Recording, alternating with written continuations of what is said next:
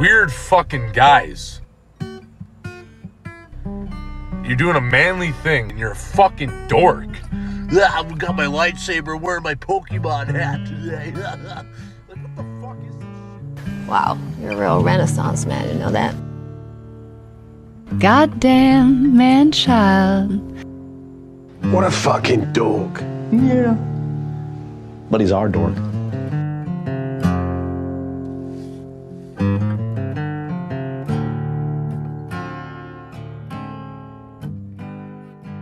This is not for children.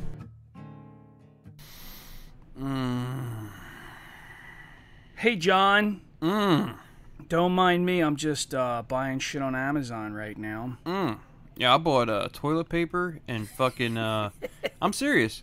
I bought toilet paper and I bought paper towels yesterday. Not yesterday. I bought them on Friday on Amazon. And it was crazy cheap. Like, crazy cheap. Well, that's because they cut out the middleman. Instead of going to Walmart... And spending $14, I spent $6. Yeah, well, you're getting it direct from China, now. So, like, instead of going through a series of distributors... So did I do something wrong? Well... Did I hurt the economy? No, you just supported the evil empire. That's all. Whatever. Amazon. That's how. Isn't Walmart an evil empire? No, it was. It was. Now it's not? Now it's Amazon. Dude, Amazon fucking... But Walmart's Amazon not. grabbed Walmart by the face and shot it Yeah. in the fucking head with like a high caliber bullet. Like just fucking... Yeah. Fucking Amazon is like clinging on to life. It's like fucking Sears and Roebuck. Walmart is clinging on to life is what you're saying. Or Walmart, yeah. Amazon's thriving pretty fucking healthily. Oh, yeah. Yeah, they're doing all right. Yeah, they have electric trucks to park in the middle of the fucking road. Yeah. The drivers they're specifically instructed. I watched the video of when you get hired as a driver. They're specifically instructed to park in the middle of the road, street, covering both lanes so that you can't pass by either way without scraping your fucking car down the side of either a car that's parked or the Amazon truck, at which point the driver will tell you to go fuck yourself. Yeah. And then threaten to beat the shit out of you because they just hired him from prison. And I'm not against that. I'm just saying that maybe we should change the ethics of the business. Long story short, I got $14 toilet paper for $6. I'm happy about it. He can wipe his ass in comfort knowing he bought the cheapest I fucking hate buying stuff like that. I hate going to the store and being like, I gotta buy fucking paper towels and fucking toilet paper, and it's going to cost me a fortune. Dude, I'm throwing away. Listen, I used to be a poor person, and I'm a fucking snob, and I wipe my ass with clouds. I know, you told me. I don't fuck around like that. Dude, there's nothing more bothersome to me than when I go to somebody's house. And they got the single ply shit? Single ply, my finger pokes through it, and I gotta clean turds off my fucking finger. I do at least double ply, but I don't get that soft fucking shit. Super soft. I don't like the super soft stuff. I like super soft. I don't think it gets you as clean. I would wipe my ass with actual fucking, like cotton. Dude, I don't care. Oh, yeah? If I was like a multi-100 million or a billionaire... I'd hire a guy to wipe Dude, I would wipe my ass with fucking newborn babies. I don't care. Give me your child. I'll give you $10,000. I'm going to wipe my ass with your kid. You go home, you wash your kid, bring him back because I have to shit again. Dude, I miss you, man. I haven't seen you in a while. Yeah, it's been like... about 4 months since. No, it hasn't, dude. It's been like 3 fucking weeks, man. I went camping once or twice. It's been. You were working. It's been like a month. We're fucking broke. The economy is just No, I'm doing all right now. Yeah, actually, it's funny because I'm doing pretty decent all right now. Got that tax return, man. I'm fucking hood rich. Well, not even that, man. I just I've been keeping busy. I could throw in a couple extra hours here and there, and good things come to those who work. Yeah, man. I did a couple little welding jobs. I'm all excited about it. Yeah. Yeah, man. It's cool. Maybe somebody else will hire me someday. Maybe. Yeah. Maybe. So anyway, I think it's good for us that we go away from each other for a little while. And then we come get back. a little bit of pent-up 40-year-old aggression, what the fuck? Fucking economy's taking a shit right now. Yeah. really, I just need somebody to bitch to, man. That's what I need you for. I come here for fun. Yeah, well, that's really what it is. I just come here to have fun with you. Dude, so listen. Me and Gabby did a date night Friday night. No. Sounds excruciating. No, dude, no, it was great. So we Gabby went to... was there? Yeah, my wife. All right, That's it, ahead. I'm fucking telling her. All right, tell me Anyway, the story. so we go to the movies, which is a painful experience. Dude, Yeah. AMC theaters, this is how I know I'm an old person now, so there's a bunch of monitors. You walk in, and they say, this is a dine-in theater. Okay, dude, I remember, like, the dine-in theater is, like, where they would have a waiter come along and ask you what you want, and then they bring you fucking food like it's a restaurant. Yeah. I'm okay with that. That's awesome. Dude, I want to be served. I will pay you. You don't want to stand in the line. So, no, they were like, here's a bunch of kiosks. Here's a bunch of, like, fucking touch screen, like, monitors. You pick out what you want, like we're in fucking Wawa. Uh-huh. I don't know what any of this shit is and, like, what the combos are and, like... So I'm, like, getting fucking frustrated. There's 40 people in line behind me, so I'm like, I gotta fucking keep moving here.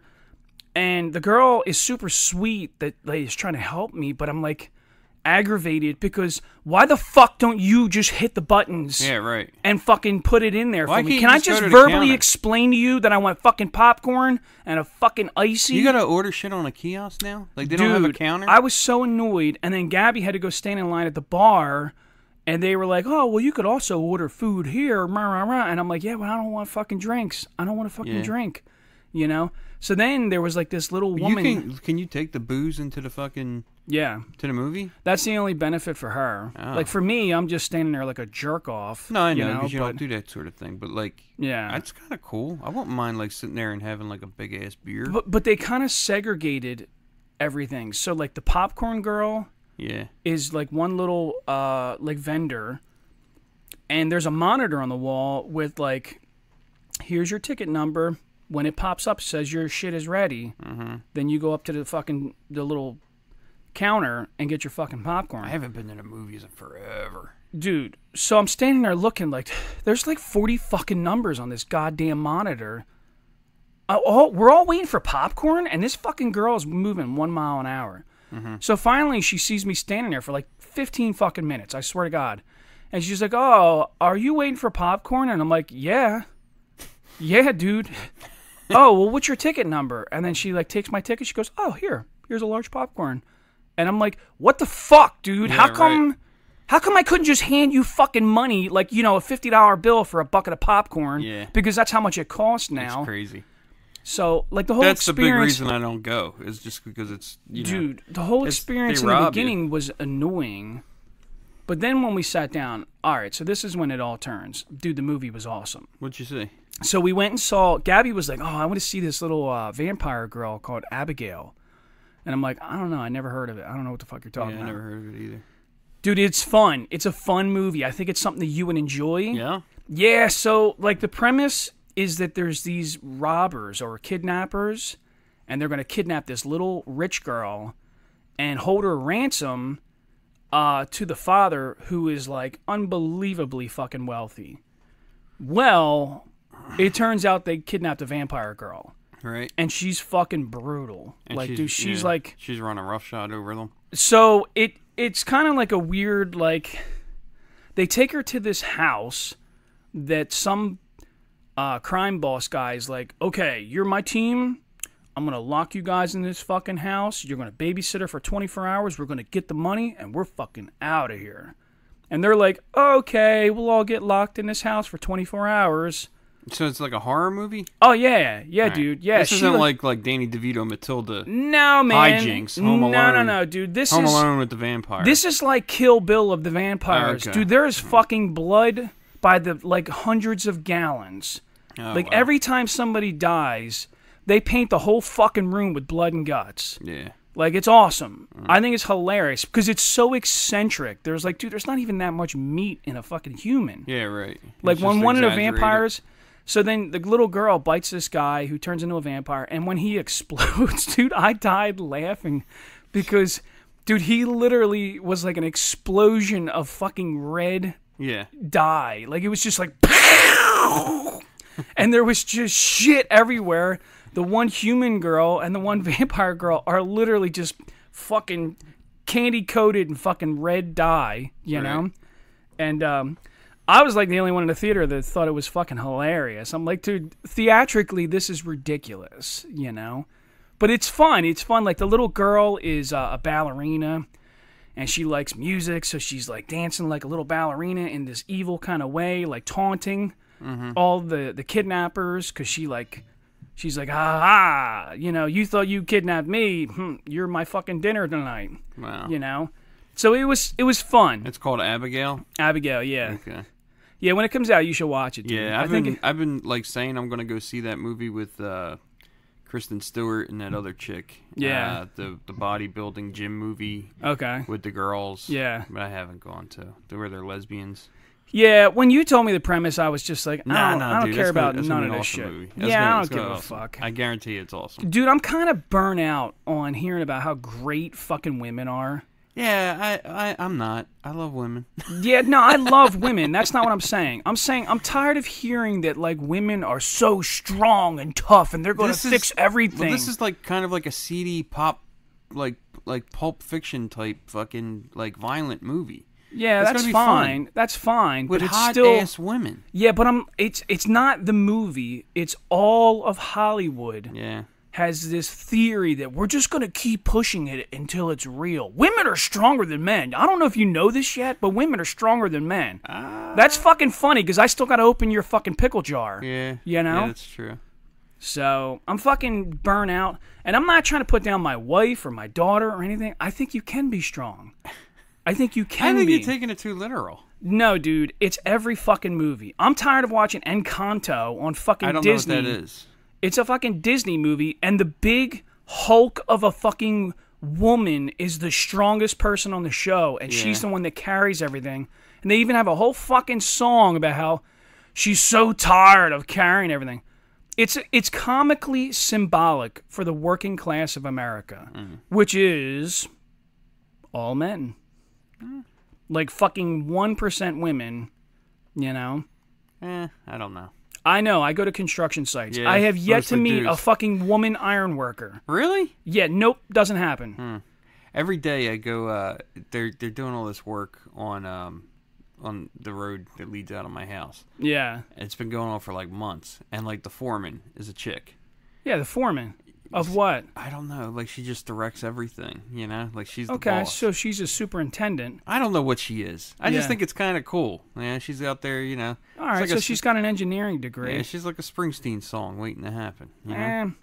Yeah, but when you look at like the meat and potatoes, like the guys that actually are cutting that bridge apart, the guys that are fucking welding the new pieces together. Guys are better than girls. No, I'm not saying that. I'm saying I'm tired of Hollywood fucking trying to illustrate that men are fucking pussies and we cheat and we fucking lie and we do everything wrong and fucking women are the greatest thing that's ever happened to humanity. Well, Hollywood's just out to entertain anyway, man. No, they're not, dude. They're pushing an agenda. I'm worn out on it. Okay. Listen, I want to see the I want to see classic 80s movies when women get the shit beat out of them by their old man. Oh God. Dude, we haven't had a conversation in 3 weeks. Did you think I wasn't going to try to offend somebody? Women, you're on the fucking chopping block today. I watched a whole fucking 5-part documentary about O.J. Simpson. Oh, that sounds fun. Yeah, it was brutal. So what did you find out at the end? He did it? Well, I knew that he did it the whole time. Fucking did it. Yo, he absolutely did it. There's no question he did it. Yeah. It's just crazy, man. The whole thing is crazy. Dude. What he did to that fucking poor woman. Jesus Christ. Yeah, he was crazy. I mean, like, prior to killing he her. was fucking He crazy was a and fucking abusive. asshole. Yeah. Yeah. Real fucking asshole. Oh, all right. Good riddance, OJ. Well, thanks for turning the tables back towards women are innocent. You know, I appreciate that. I don't know. So anyway, we were going to talk about movies. That's what we were well, trying that to was the segue premise, into. and then you were like, man, lesbian, there's a lesbian movie, I and want they're to see so that awesome. lesbian movie. It looks awesome. Kristen Stewart. Dude, her she acting looks fucking hot in this movie. Her acting too. abilities are like a fucking tree, dude. She's like... I don't care. I don't give a shit. I want to see the movie. It looks fun. Shit. Ed Harris is in it. I like Ed Harris. I like Ed Harris. And because he's a guy, though. James Franco's little brother, who's really good. They canceled James Franco. I don't care. Yeah. But fucking the little brother, he's great in everything he's in. I don't remember. What's he? He's got this brother. I can't remember his fucking name. Somethin Franco. Somethin Franco. Yeah, Somethin Franco's in it, and but Somethin Franco was in Superbad. He's like in it for like 1 second, but he's also in this movie with Vince Vaughn. It's fucking hilarious. What is it? It's Wedding Vince, Crashers? No, it's Vince Vaughn and old English actor Tom something or other. I can't remember what the fuck his last name was, but they're like three guys. They're salesmen in like Europe.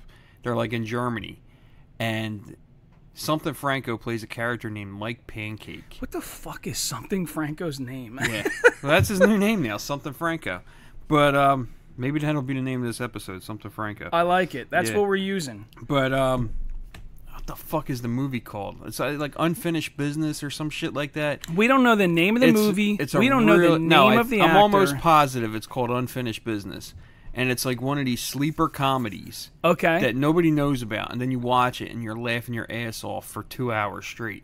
I mean, Vince Vaughn's fucking hilarious. Like his dialogue and stuff is great. Dude, if you want to talk about a great European sleeper comedy, yeah, it's dark. It's fucking dark. There's definitely some like very serious subject matter in it, but there are ridiculously fucking hilarious things. But I'm fucking evil. That's the problem. It's called In Bruges with Colin Farrell. I think I've heard of this. Colin Farrell's character is fucking ridiculously hilarious. Yeah? Yeah, he just says the most like absurd shit. You know? Like, so at one point he said something like you're sitting there like a fucking fat retarded black girl sitting on a fucking, like, he says something. It didn't even have a reason. There was no reason to add all this extra detail, but he was like, you're sitting there like a fat fucking retarded black girl on a fucking seesaw just waiting for somebody to And then at another point, this skinhead dude, he fucks this skinhead dude's girlfriend. This skinhead dude shows up with a gun, and the guy, Colin Farrell, grabs the fucking gun and shoots him in the fucking eye with it, but it's got blanks, so it burns his fucking eye, because it still shoots a little flame out of it, so it burns his fucking eye and blinds him. And the guy's like, you fucking shot me in the eye and blinded me, and he's like, yeah, well, you're lucky it was fucking blanks or you have no fucking head right now. Jesus. I'll look that one up. Dude, there's so much ridiculously funny shit in it, but then again, I mean, to me, I think it's fucking hilarious. Right. But there's also other shit that it's like, you know, pretty fucking serious. There's a few of them out there where I'm just like, how is this not bigger than what it is? Wow. Where it's like so funny. But that's how it becomes a cult classic, you know? Like, because I ever see Extract, the Mike Judge movie Extract, with Jason Bateman, where he owns the fucking flavoring factory? But I don't really remember. Fucking hilarious, beginning to end. Ben Affleck's in it. Ben Affleck's fucking hilarious in it. Yeah? Mia Kunis is in it. It's fucking great, I do dude. remember that, yeah. It's so good. I'm going to watch it again. Good. I laughed my balls off at that movie. Yeah? Yeah, it's just one thing after another.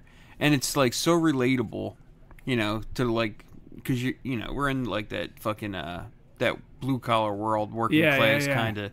It's so funny. Well, so I do think... and I've been watching more trailers. I love going to the movies, and I've noticed that comedy is dead right now. Yeah. Like in the film industry, I feel like comedy's dead because everybody's afraid to offend. Yeah, they have to be so safe. But one genre is horror. Where the fuck did horror go? And I feel like horror is coming back, or like crazy. Stories. Like campy horror, like, you know. Like, well, that's definitely becoming a thing. Like this movie, Abigail, was so kind of a campy horror. Yeah, movie. because it was like comedy / like there was fucking weird, funny shit that happened in the movie that I was laughing about. You know, like, but but I think that I think horror is going to be like the next big thing that comes back out of Hollywood. Everybody's kind of worn out on the superhero shit. I don't care about that shit anymore. I Yeah, care about, like, everybody's kind of worn I'm always out. going to be like a true crime guy. I always like that Dude. kind of shit, or like crime fiction. Yeah. And I love comedies. you Yeah. know? So it's like usually that's what I'm into.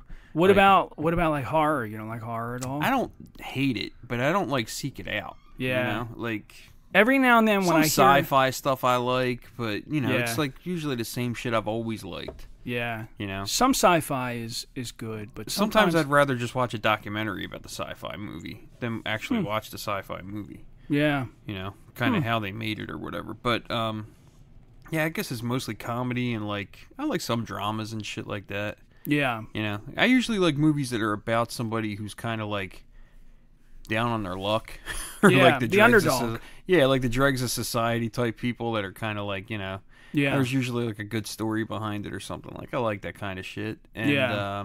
Sounds like a Mark Wahlberg movie. no, but you know what? Not for nothing.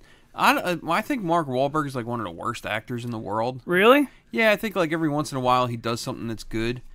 But Well, there's he's times not where he could be like the main character in a movie, and I forget that he's even in it. Yeah, well, he's not a character actor. He's not like he's not. It's not like he's just himself. He's like Nicolas Cage. He can Right. only be himself in the movie. Yeah. So he's typecast, Yeah. you know? And it's like But there's one where he plays like a priest. so that was what I was talking Yeah, about. it's a It's good like movie. the when he plays the priest that like was he was Gets a in the criminal motor, or yeah, and he was gets a- in a motorcycle accident and he becomes a priest, and Yeah. then he ends up sick. He has like some kind of muscle fucking disease or something. I never seen it, but It's good. You know, It's it seemed, good. It seemed uplifting. I forget what it was called. Father something or other, Father Phil or some shit. I don't fucking know. Dude, there's some great actors out there though. Like I was watching this thing on Christian Bale. I like Christian Bale. He's a Dude. fucking cock. Dude, Like in real life, but I don't care. He's fucking amazing, phenomenal. yeah. Like he's up there, in my opinion, with the guy that played in There Will Be Blood. Oh yeah, Daniel Day-Lewis. Daniel Day-Lewis, dude. There Will Be Blood is fucking awesome. Dude. Well, because but you know, like it's awesome because you have actors that take it so Yeah, he fucking really does serious. take it seriously. And to me, Christian Bale's the same thing. Like Yeah, when he he's a plays a maniac. role, he's You a ever fucking psycho. You seen The Machinist where he lost Yeah, all that dude. fucking weight? So what That's like a cool ass movie. so Like a what they really talk cool about movie. is they were doing this timeline of his life, and they Yeah. were like his acting career anyway, and they were like, dude, keep in mind that like He became Batman. a year later, He's Batman. yeah, he Right. gained almost 100-something fucking pounds of muscle. Yep. You know, so like, dude, that's brutal. Yeah. That's fucking brutal, man. Wild. And then you got Russell Crowe, who's like, Yeah. he was healthy and he just decided to gain 100 pounds because he hates his life, you know? I like that movie American Gangster with Russell Crowe. Like Yeah. I almost like am rooting for Russell Crowe in that movie. Like everybody loves him because of Denzel's character and stuff like that, but it's like he's the villain. Denzel's character is like a villain in that movie. I'm trying to remember. It's about that fucking. He was like Oh a real yeah, life yeah, gangster. yeah. When he was the detective. And he's the detective, but Yeah, yeah. he's got like this real crazy misfit crew of like detectives Yeah. that he hangs with. They're fucking great in that movie. It's Well, like him, I the don't think- RZA, I don't John think- Hawkes. Yeah, I don't- love John Hawkes. I don't think I think that movie was great. First of Yeah, all, it's a but good ass movie. but it's also about the interesting like It's- Russell Crowe wasn't really like it was like an anti-hero story. Yeah, because like he wasn't a good man in life, like as Yeah, far as yeah, like yeah. a good family Yeah, man. he or fucked around nothing. on his old lady all But the he's time. an awesome fucking detective, Yeah. and he has this set ideal of what's right and what's wrong. But Yeah. also, it's the same thing with Denzel's character. Right. Like you can kind of see where he's coming from too. So it's like you have the sympathy for both of the sides. Well, that's the beauty of it is Yeah. you see that Denzel's character is this hyper ambitious, right. very motivated, but family oriented. Yeah. Think about it. He took all of his siblings and cousins and nephews and his mom and everybody, and he set them all up for the rest of their lives. Yep. And he's ruthless though. He's still a ruthless gangster. But he'll fucking kill you. Right. You know?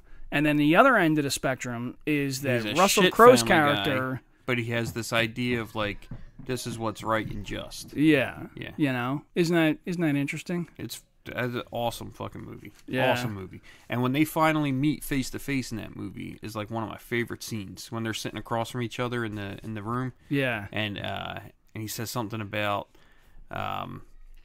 there's a line that goes around the corner. I can't remember the whole fucking scene. I hate when I come down here and I fucking want to say something and I can't remember what the fuck I want to talk about. That's why you're a piece of shit, John. I do. I suck at this. I suck at this, dude. We should just quit after this episode. Well, I thought we quit 6 months ago. We didn't fucking quit, dude. When we stopped doing You the were show. working. I was enjoying time with my family. It's been 7 months. It doesn't matter. Fuck these people. They'll listen when we fucking put an episode out. If you don't put a show out once every 9 months. Once a week? Dude, we don't have fucking time to do that, man. That's what these people got addicted to us. We gave them a little heroin and now they're fucking... Well, we used to record a bunch of them. Yeah, well, it's tough, man. Yeah. We're busy in our life right now. Well, it's not just that. It's hard to come up with stuff to talk about all the time. Plus, you get tired of looking at me. Sometimes I text Dude, you and I you're wanna like, leave fuck right you, now. Chris. I'm just I've had enough. This guy doesn't comb his hair. Dude, I don't feel good, man. God.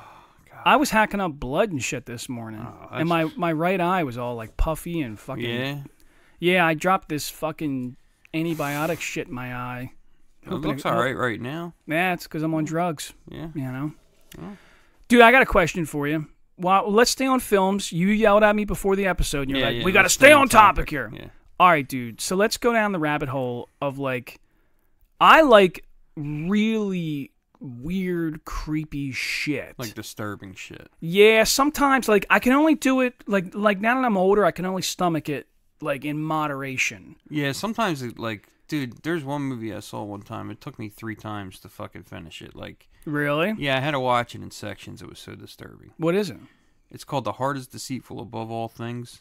Really? It's this, and dude, it's like a superstar cast in Really? this movie. You would watch and go, "Am I in a dream right now?" It's almost like I'm having a nightmare. So what is it? And What's the I've story? cast well-known actors in it.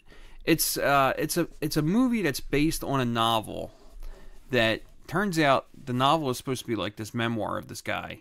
Okay. But it turns out the whole thing is a work of fiction. It's just not even true. It's not a true memoir. And it's about this kid who goes to stay with his mother, who's a fucking total piece of shit. So I will divulge. You sent me the list of crazy movies. Yeah. You know. So I watched the trailer for this one. Yeah. And one of the other ones. I don't remember. But I watched the trailer and I was like, I don't know what he's talking about. The trailer is it's definitely weird subject matter. So you have Jeremy Renner marries the mom. Yeah, but he's only in it for 3 fucking minutes. It's weird. It's weird because the trailer is Jeremy Renner and the mom telling the kid, "Listen, we're gonna go on our honeymoon. Yeah. You lock the door and don't go outside." And he Right. kind of in a piece of shit kind of way tells the kid if you go outside, the cops are gonna get you and you're gonna get in trouble. So they're fucking with the kid's brain. Right, they're pieces of shit. Basically, it's yeah. They're just.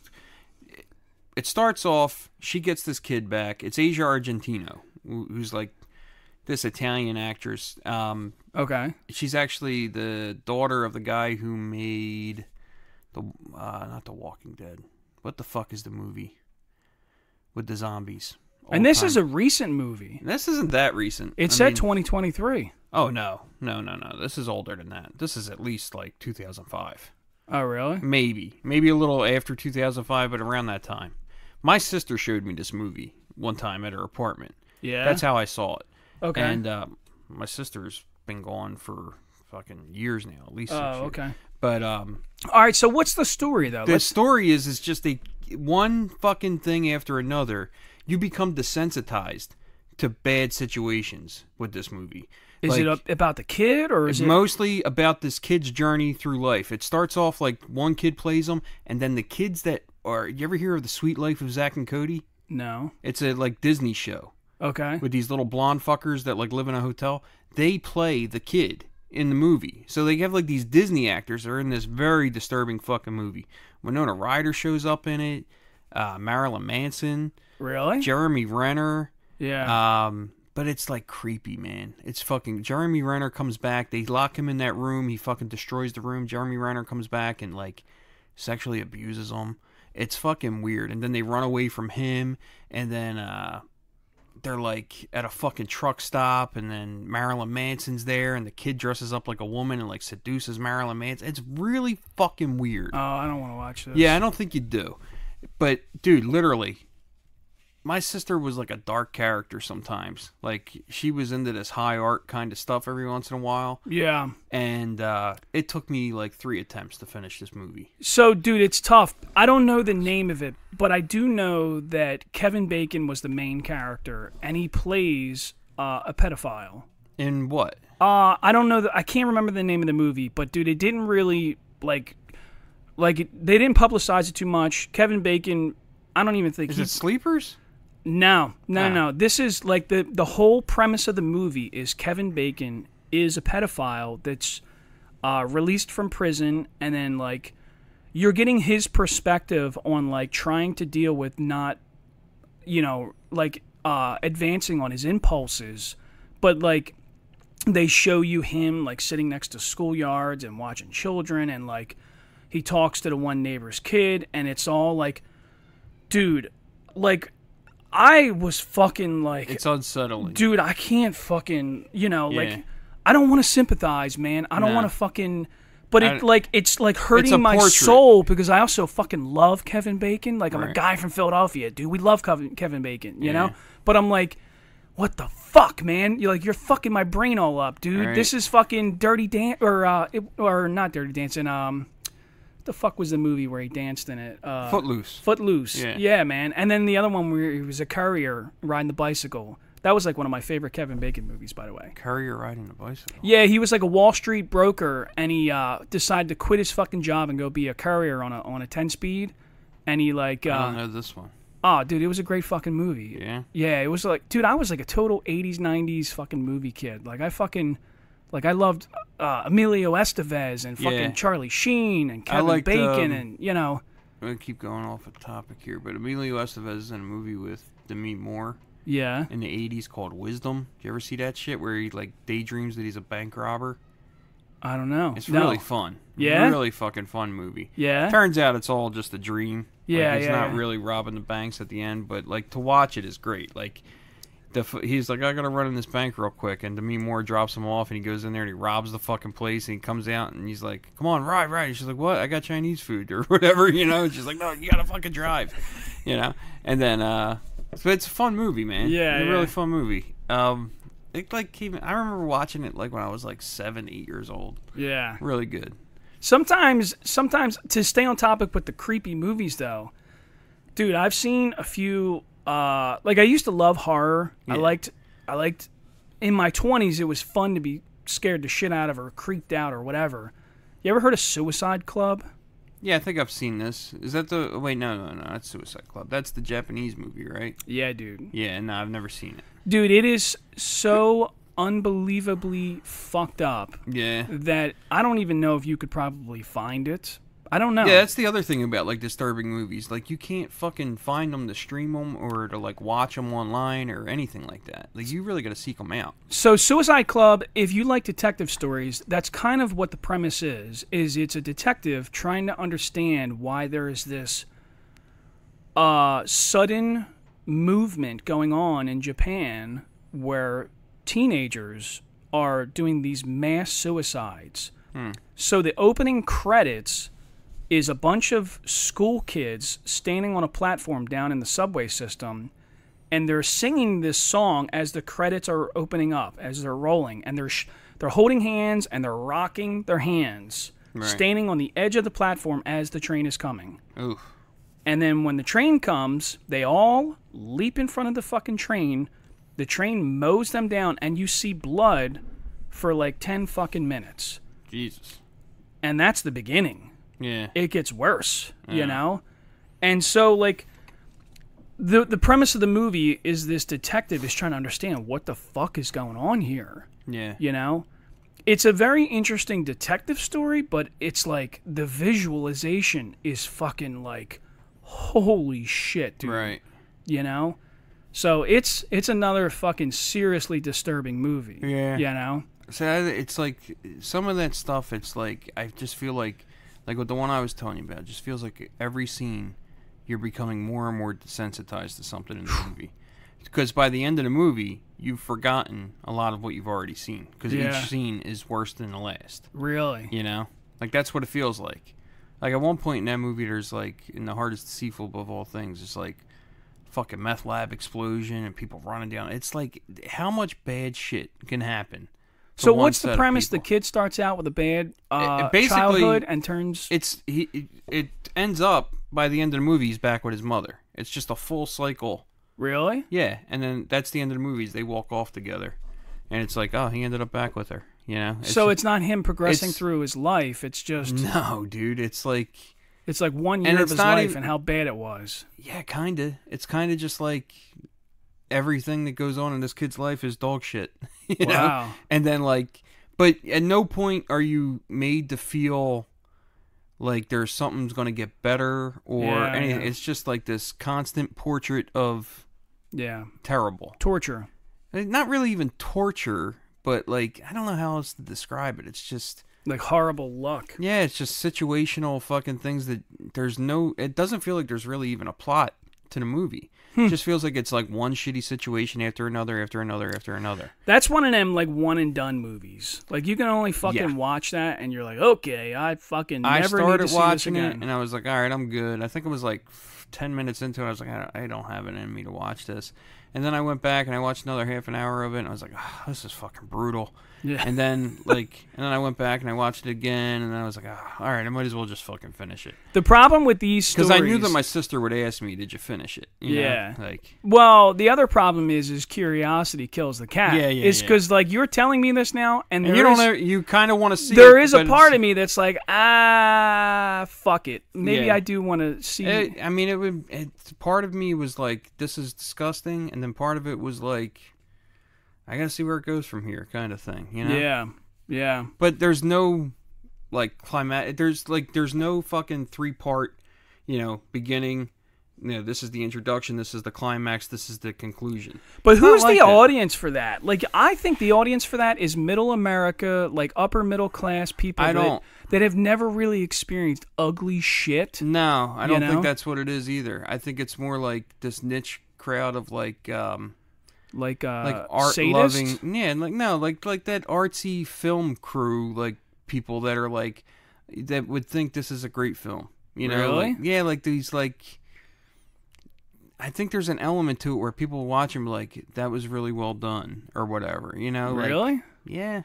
To see a kid get fucking tortured? He doesn't really get it. See, like without seeing it, it's hard to explain it without you seeing it. Yeah. It's just like the kid becomes a different character. But stays the same character through the whole movie. Yeah. But is in different terrible situations throughout. It's like I'm the kid who's with, who's my mother's boyfriend is a pedophile. Yeah. I'm the kid who's, what the fuck? My mother got together with some guy at a truck stop kind of thing. Or it's just one shitty situation after another. I'm the kid who's eating out of the trash with my mom. Like they're in a dumpster, like eating like food out of the fucking trash. It's just fucking... It's hard to watch. It's just, Yeah. But then you're looking at it and you're also realizing, like, I know every actor in this fucking movie.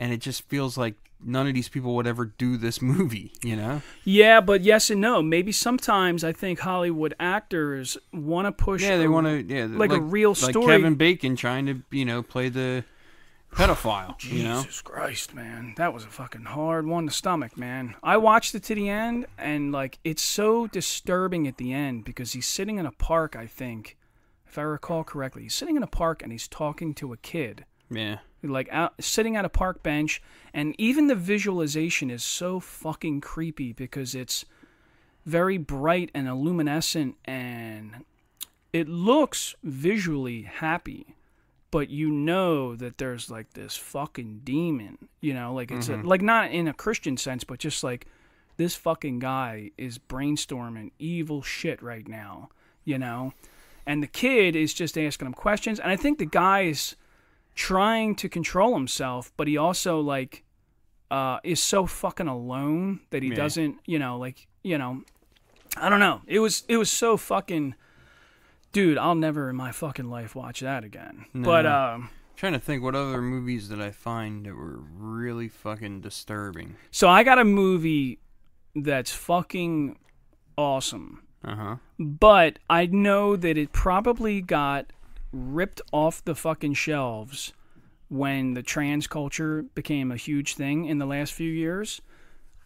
It's called The Skin I Live In, and Antonio Banderas. I think I've heard of this. Holy shit! Yeah, I've heard of this. So I'm going to tell you right now. I will spoil the whole movie and tell you if you want to hear what the movie's about. So basically, he's got a woman trapped in his fucking house. Like, he's a famous doctor, and he's got a woman locked up in his fucking house that he, like, lets her out of her fucking bondages occasionally and has sex with her and whatever. And she's, like, unbelievably beautiful. Right. But then you eventually find out where the woman comes from, you know. If you want to hear the whole fucking thing, I'll tell you. But this is one of these things that's more of like a holy shit, that's fucking crazy. Yeah. As it's not as disturbing, it's just more like, man, that's a fucked up story, you know? Yeah. So, I'll probably check it out. Yeah. Yeah, I'll probably watch it. And then there was a movie that what's his name did. It was a remake of a Japanese movie, but it was called it was like an action thing called Old Boy or something like that with fucking who's got to place Thanos? Josh Brolin? Josh Brolin was in it. He's the main character. Old Boy, is that what it's called? Or Old something Boy? like yeah. So it's like this weird sci-fi thing where he's locked up in a fucking room for like a year, and then they release him.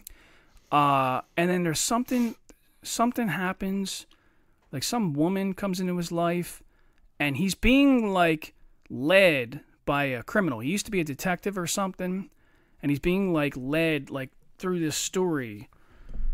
And it turns out that the woman that he fell in love with is his daughter. And he had sex with her. Ugh. Yeah, dude. Ugh. Yeah. By the end of the movie, you're like ruined. You're like, oh my fucking God. That's terrible. You know, yeah, he like, his character. Surprise! Yeah, his character is just morally destroyed. Yeah. You know? Yeah, it's so fucking Jesus. bad, dude. Oh, that sounds terrible. Yeah. I'm trying to think, you ever hear of Bad Boy Bubby? That's a pretty wacky one. I tried to watch the trailer, and I couldn't really understand. It just basically was like this kid who's been locked away for 30 some odd years from the world, and then his mother just lets him loose on the world, and he's so depraved, but he's also as naive as he is depraved. Yeah. So everything is like some crazy misadventure with this guy who totally does not fit in society at all. He looks creepy as shit, and it's fucking crazy. Crazy movie. But he's basically a child in his mind. Even worse. Like Yeah. Depraved child. Yeah. It's fucking wild. But it's like to a certain extent, like I hate these movies. Yeah. You know, like I'm just like, what do you gain from watching this? You know? Sure.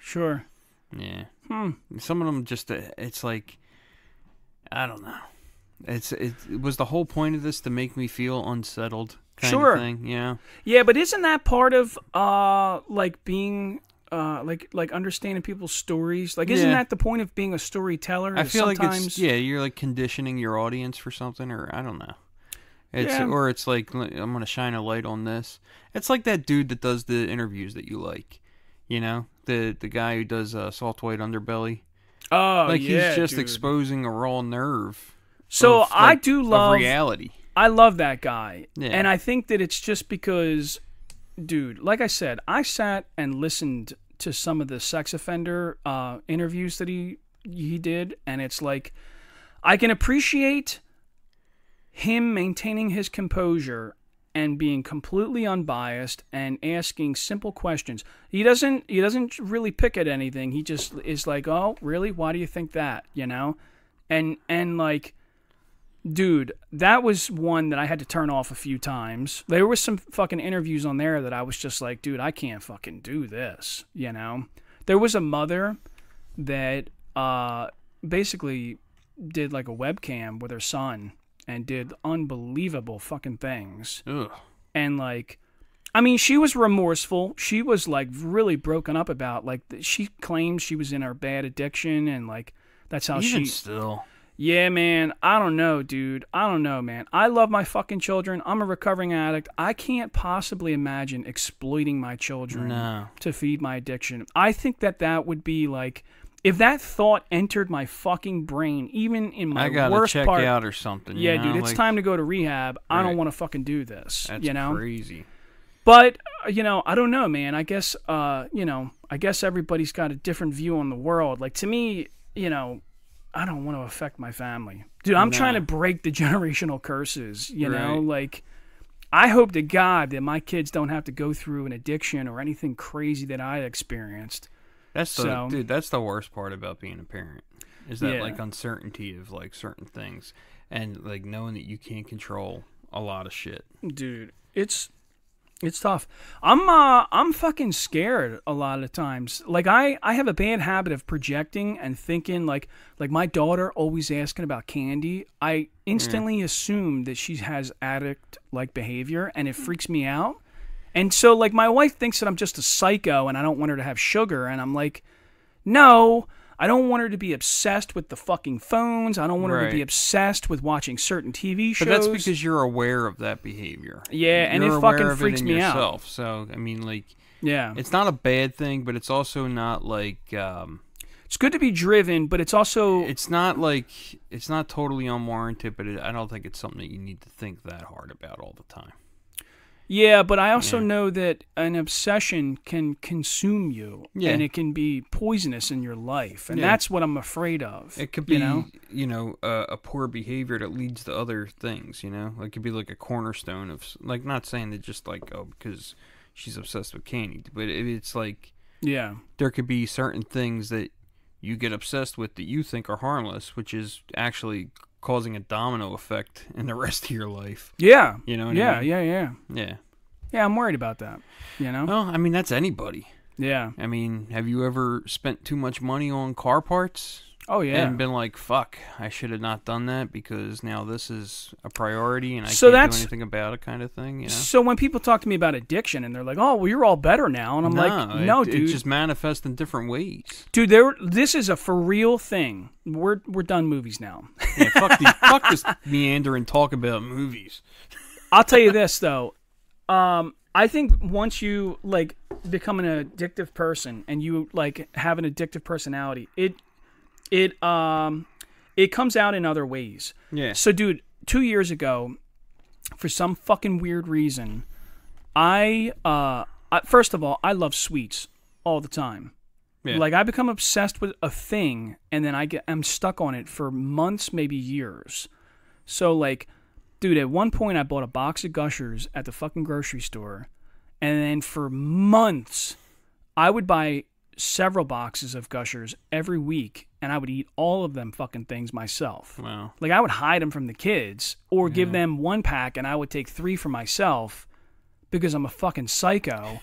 This is for real. I'm not even joking right now. This is fucking crazy. Yeah, I totally understand it. And at one point I had to tell my wife, I'm like, all right, listen, because she would like go, oh, you want me to get you a couple boxes of Gushers? And I'm like, yep, yeah, of course I do, you know? And in her head, okay, well, at least he's not fucking doing heroin or fucking... Yeah, but even still, it's just that behavior. Yeah, so it's bothering me. Right. It bothered me, and I had to tell her, like, dude, no more fucking Gushers. I go through that, too. It's like, you could be spending your money on worse things. Yeah. And it's like, either way, the end result is the same. You know, like... I'm still sitting around fucking obsessed about it. Mm-hmm. It's physically affecting my health. I might get diabetes if I keep fucking eating these goddamn things, you know? Yeah, it is a detriment. So it's like... And the car parts, believe me, dude, there's been times... All right. Dude, there's... And with the car parts, it's different because my wife understands that it's keeping me away from drugs or whatever, bad behavior, whatever, drinking. But I still do weird shit, like I sneak, even though I don't need to sneak. I used to do this shit too, man. My wife will just say, Chris, just buy what you want. It's fine. We have the money. Are the bills paid? She'll say that. You'll still do it. I'll still do it sneak because you feel like you're being excessive. Yeah. Yeah, I know exactly what you mean, dude, because I've been a collector my whole life. Yeah. And it would get to the point where it was like, you know what, I'm going to mail this to, like, my mom's address. Yeah. You know, because I don't... I bought tires for my Malibu, the fucking car that I'm building right now, and I was, like nervous about telling her that I bought $700 worth of tires, and like, the truth is that's a small amount of money compared to what I've spent in the past. Dude, I've gone out and bought fucking $6,000 cars that were like pieces of shit, just like, yep, we're fucking buying this today. And the weird thing that I do, which is a very selfish thing, is I don't ask her. Now, I'm trying to get better about that, and I'm like telling myself, no, you got to stop being a piece of shit, and you have to include her in these conversations. I always try to do this justifying thing. Oh, yeah, I'm buying this. This is going to be an investment. Rah, rah. But the reality is if it's an investment, it's for the house, and that means the house needs to be involved, you know? So anyway. Yeah, I get it, man. Spending money, addiction. Dude, I'll tell you what. To keep it back on movies, you want to talk about a fucking disturbing addiction film? You ever seen Requiem for a Dream? Oh, yeah. Dude. Yeah, dude.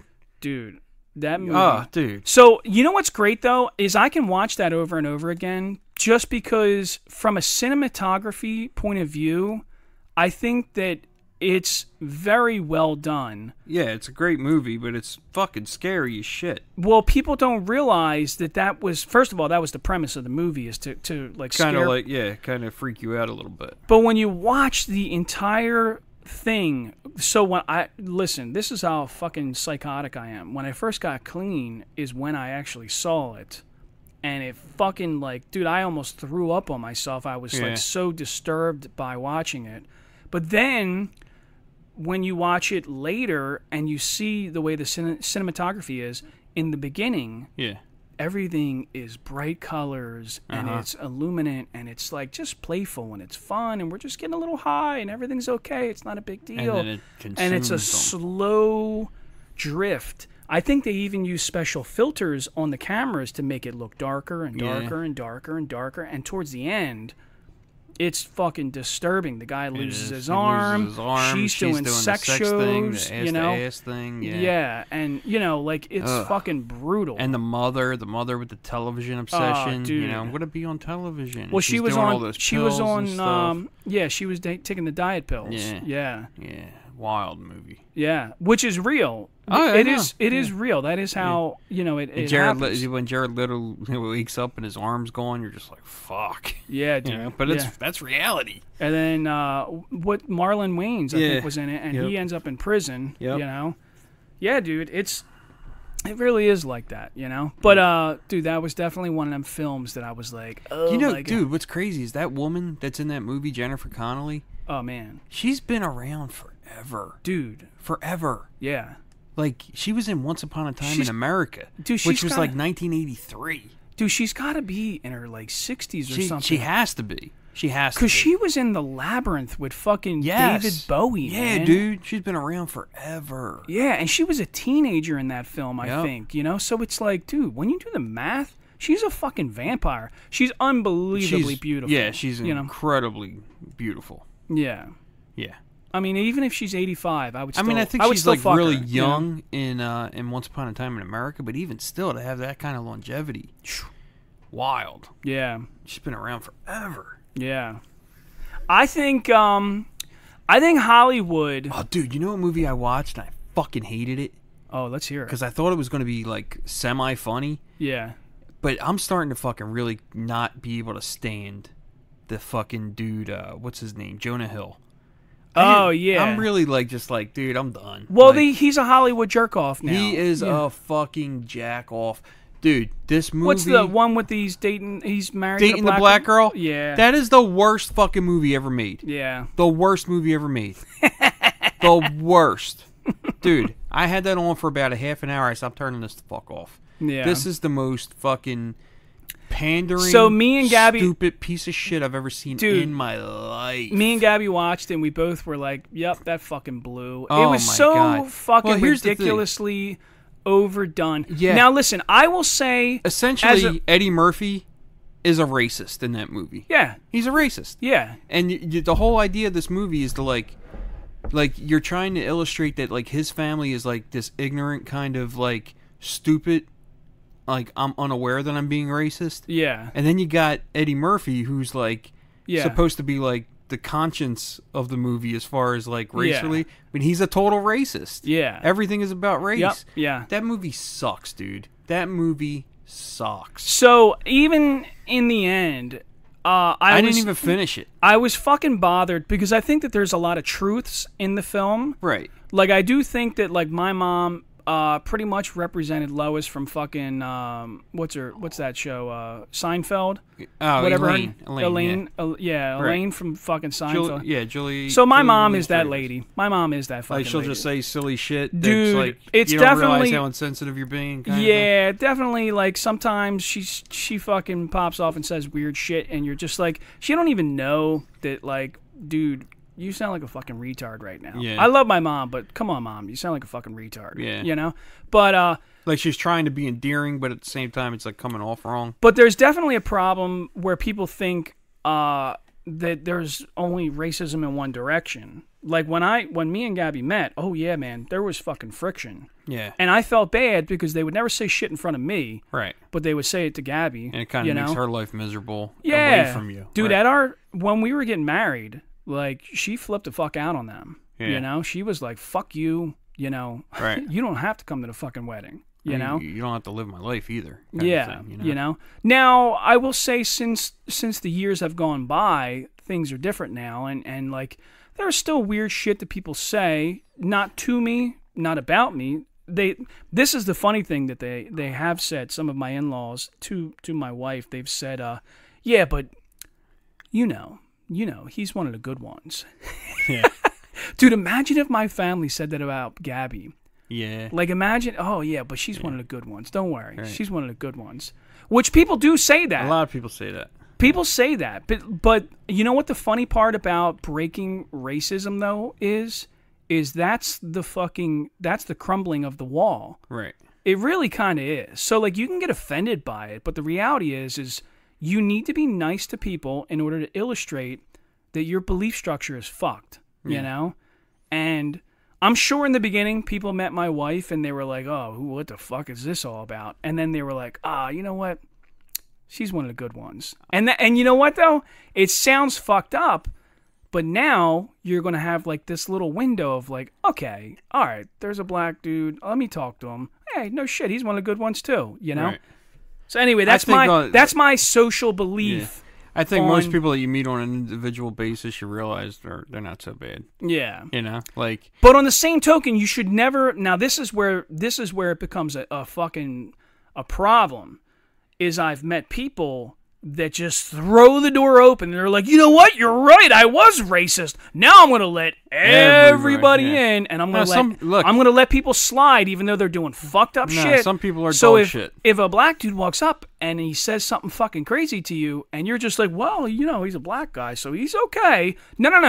No, that guy is a piece of shit, regardless of his color. Right. He's a fucking jerk off, and you should call him on it. Yeah, you know? some people, the content of their character is just garbage. Yeah. Doesn't matter. But yeah, dude, I think about that sometimes, and it's like, there's got to be a lot of cultural differences or whatever. Sure. But that movie fucking blew. That movie was terrible. Yeah, it was terrible. And the fact that, I mean, in Hollywood, that was perfectly acceptable. It sucks. You know, I agree with you. When I watched the film, I was definitely cringing. Like yeah, man. If everybody thinks that this is the way you have to bash the fucking white guy verbally every chance you get because, you know, that's how you teach them how to be a better person. I think that's a lot of how we judge each other is by, like, you know, there's this element of, like, don't be tacky. Yeah. Like, that's the worst thing you can do. Is be kind of tacky or like corny in some respect. Yeah. Because that will just fucking seal your fate. You know? The second you look stupid, you're stupid. Yeah. Like, I don't know how else to describe it. It's like if you were to, I'm trying to think of like a good example. Like think of somebody out in the world that people don't take seriously. Like Jennifer Lopez right now. Why don't they take her seriously? Well, because everybody is discovering that she's full of shit, and her whole career is phony. So, like, the Jenny from the block is the big joke right now. Right. Dude, she went to a private school, and all of her schoolmates are starting to call her out and be like, dude, you're not a hood kid. Right. You went to a nice fucking school with Irish and Italian kids. Shut the fuck up. Well, I'm trying to think in terms of like... But being phony. You're saying people that are phony. Well, not even phony. It's like... What the fuck? All right, like, okay, say Tammy Faye Baker. You remember Tammy Faye Baker? No. You don't remember her? The No fucking evangelist wife. She was the wife of the evangelist who got caught with the Jessica Hahn and the prostitutes and stuff. No, but now she used I to wear look like this a up. ton of fucking makeup. So, like, in the vein of like, all right, people just think Tammy Faye Baker's a joke. Yeah. Because she was with whatever the fuck his name was. Yeah. Something Baker. Yeah. So, like, they just look at her 'cause she's a joke, and all they remember is that she was caked in fucking makeup. Yeah. Nobody has any sympathy for, like, the hardship of her life, of, like, the public humiliation of, like, that. You know what I mean? Yeah. All they see is that you're tacky. Okay. That's all they see. It's like, man, I'm trying to, like, come up with a good example of this that you would understand. It's like the worst thing you can do is look corny or look like you're tacky or look stupid. It's like a woman that fucking wears like a fucking suit jacket that has like big shoulder pads in it. You know what I mean? Like, that's all people will see. Yeah. Regardless of what she says or does. Yeah. You're dressed like an asshole. I can't take yeah. you seriously, kind of thing. Well, I mean, that goes back to, like, even when you look at black culture and, like, some people see, like, eccentric-looking black women with crazy hair colors and hairdos with these 4-inch fucking fingernails, and specifically ignorant white people will look at that person and go, dude, you're fucking ridiculous. I'm not going to even entertain you because there's no way there's a human inside there. Because you're too busy trying to dress up the outside and have this eccentric look. But I think in human nature, that is normal. I have a bad habit of doing it. And regardless of when I meet a 30-year-old guy that is still going out of his way, and you can look at the way they're dressed and the way they're styled, and you think, dude, you're still concerned with your visual appearance so much. And I... especially being as ambitious as I am, I instantly think, this is why you're fucking broke. Right. You're wearing $1,000 fucking Kanye West shoes. Right. For what? I'm not. I'm wearing fucking Merrells that I bought at fucking Cabela's. All right. Like, okay, so like using that as an example. Say you walk into a diner, okay? Yeah. Some guy walks in and he's got like, he's obviously older, but he's got like jet black fucking beard. Jet black, like he looks like one of you Italian guys. Well, not even that. Just looks like he dyed his shit. Like he's an older guy who is obviously going out of. So all you see is how stupid he looks. Sure. But for all you know, he's a fucking chemist. Yeah. Or he's, or he's a great father, or he's a great this, or a great that, or he's one of the most compassionate dudes you could ever meet. Okay, so how does this relate to Jonah Hill?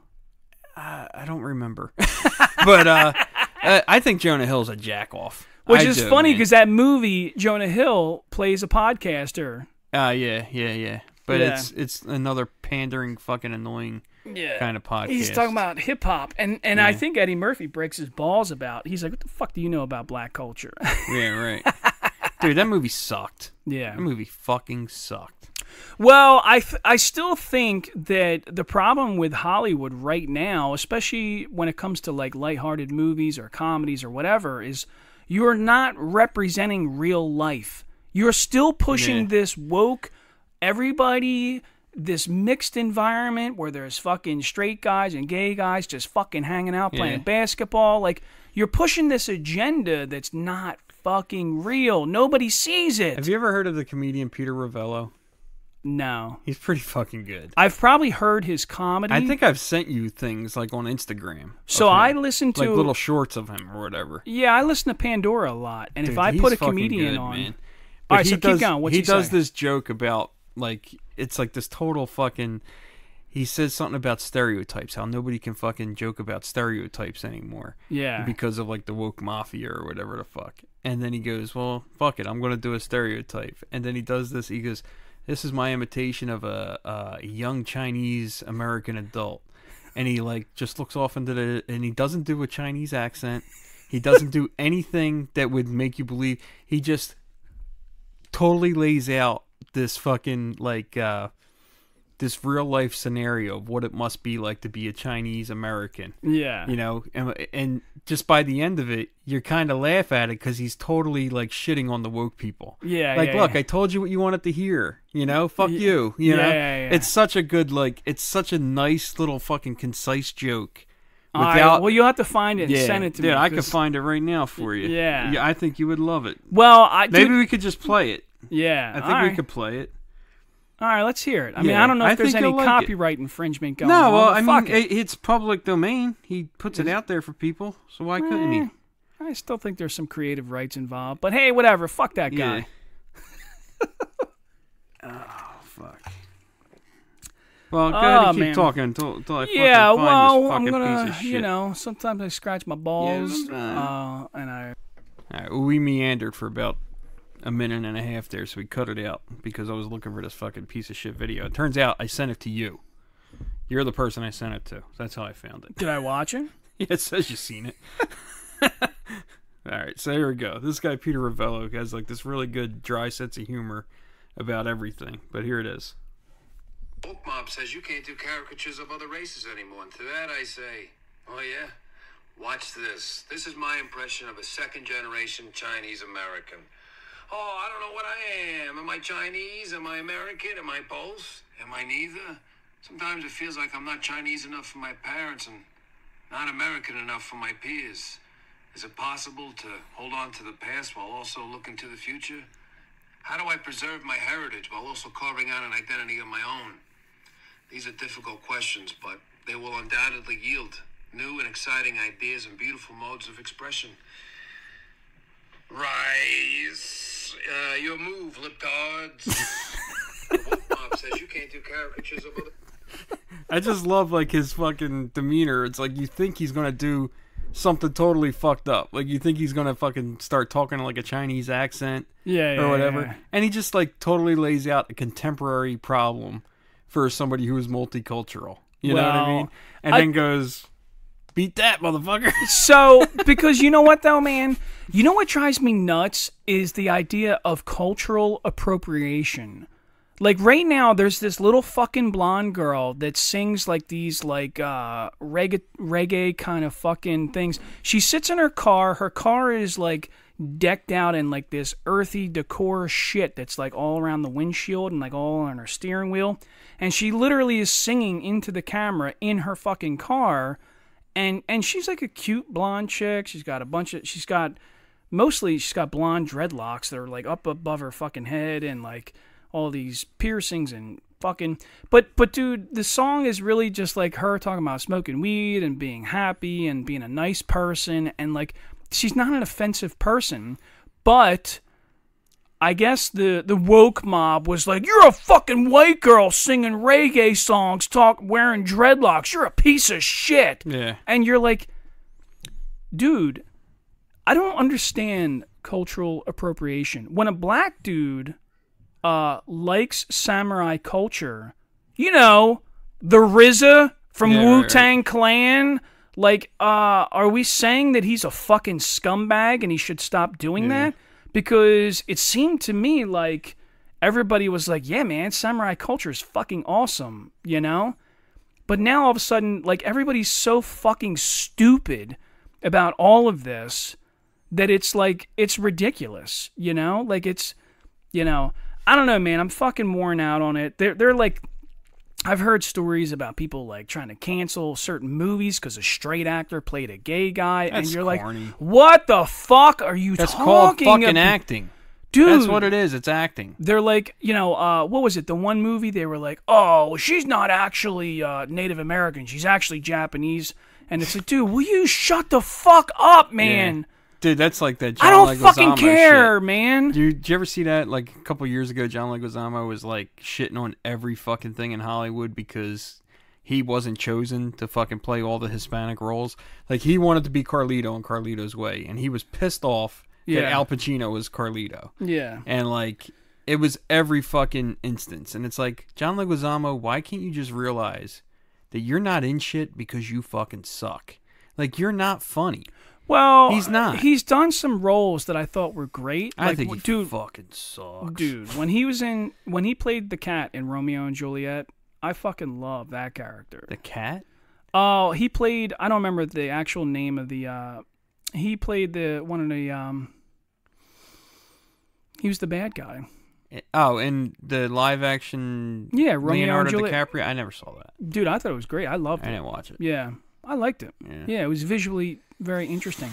But he was very charismatic, and he fucking had this whole like appearance, and like I like John Leguizamo. He's in Carlito's Way. He plays yeah, something from the Bronx. What the fuck's the character's name? I can't remember anybody's name today. Jenny from the Bronx? No, it's like Billy Blanco or some shit like that from the Bronx. And he's the guy who ends up killing Carlito at the end. Yeah. But for some reason he goes back and he doesn't understand the casting fucking decisions in Hollywood because this person isn't Hispanic. This person isn't that. Why are they playing? Well, because they're fucking acting. Well, like, that's what they're doing. They're so acting. really what we're discussing right now is Hollywood is having this infiltration of like kind of like an affirmative action type of idea, which, dude, I understand nepotism, but I also think that when it comes to when you're portraying a character or you're doing something, why are we not discussing talent? If you can't perform the role as the role needs to be filled, then you're not You're not qualified to fucking play it. Right. So, for instance, like I watched the latest season of True Detective, which I loved the first season. Yeah, after and that, it has I have a trickled hard time. off badly. I think the third season's like mediocre. It's So this okay. comes back full circle, though, to my argument in the beginning that Hollywood is portraying these strong, tough women that do whatever they. So if you want to see Jodie Foster and somebody Jodie else, Foster plays this. You can't even say womanizer. She fucks every dude in the entire. Oh yeah. Yeah. So she's like this derelict of a. You know how you described Russell Crowe. Russell Crowe's character in She's American kinda like Gangster. that. She's the same fucking thing, only a woman. Right. And she's like disheveled and drinks too hard, but she's like a smart, inquisitive detective. But her home life is ruined because she just fucks all these men and like ruins their lives and rah rah rah. And then her co-star is this. Now this is where it bothers me. I don't know if she's Samoan or what, but like. She's a horrible actress. Okay. She's not fucking talented at all. She got the role because she filled a demographic. Yeah. And to me, I instantly went, all right, you suck and I don't want to fucking watch you no more because I didn't even start you watching it. Picked a person. Well, I thought it was going to. So this season was supposed to be more like supernatural. Right. And like ghosty. Like there was like ghosts and shit. Because it's up and up. Detective? Yeah. You know. I don't know. It ended up sucking. It fucking sucked. I was disappointed watching it all the way to the end, and I was like, all right, this is fucking dumb, you know? But the problem is like to me, I feel like there is such a problem. You're fucking with the writers. This is what happens here. You're fucking with the writers, and you're telling them like you have this tight parameter that you need to fucking, the writer and the directors, you have this tight parameter. This is what you need to tell this fucking story just like this, and you can't be creative at all. Imagine if you and I as artists, they told us, okay, you can draw this picture, but you can only use these colors. Right. Dude, fuck you. Do whatever the fuck I want. Yeah. That's called being creative. So, like, that's what I think is happening in Hollywood. I think they're stifled.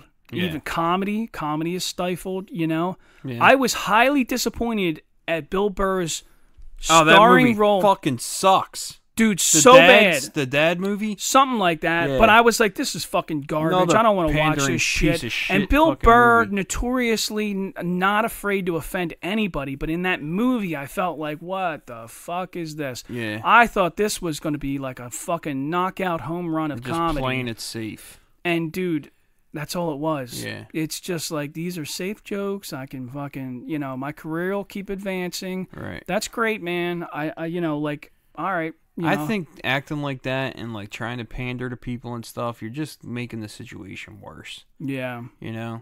If you just let people fucking laugh at what they want to laugh at, find things, Well, I whatever. think the problem is everybody's out for career advancement right now, and everybody's afraid. You know, like, dude, the legends will be the legends because they weren't afraid to offend. Right. You know? That's our social commentary. That's it, dude. That's what it was. You know? Like when fucking, Rodney Dangerfield would say to the Chinese woman, "Why the long face?" or whatever. That's funny. Like it's okay. Anything like that Norm Macdonald ever said. Yeah, dude. George Carlin, any one of them, Right. dude, not afraid to just fucking open your mouth and verbally fucking vomit, So, I don't know, man. We've been at it for a minute. We've been at it for a minute, man. Yeah, boy. All right, you wanna shut this pig down and you wanna stop fucking this pig? Yeah, I gotta make a phone call. I gotta pee. I gotta make a work-related phone call. The audience needs to know that I have to tinkle. You're right. Bye-bye.